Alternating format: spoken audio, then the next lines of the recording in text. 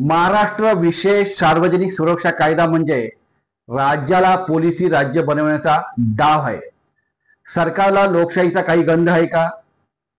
आपल्या चुकीच्या निर्णयावर कोणी टीका करू नये म्हणून विरोधकांचा आवाज दडपण्याचा हा घृणास्पद प्रयत्न आहे।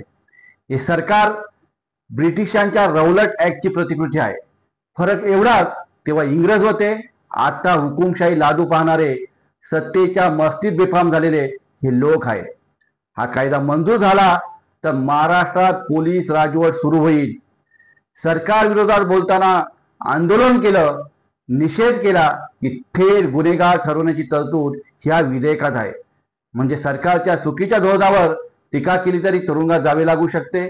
निषेध मोर्चे, आंदोलन, पत्रकारिता याला थेट गुन्हेगारी स्वरूप दिले जाणार। न्यायपालिकेवर दबाव टाकून सरकार सगळ्यांच्या विरोधकांचा आवाज दडपण्याचं काम करणार।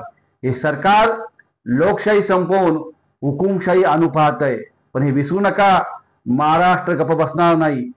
हे विधेयक जर मागे घेतले नाही तर संपूर्ण महाराष्ट्र तीव्र आंदोलन छेडलं जाईल, याची सरकारने नोंद घेतली पाहिजे।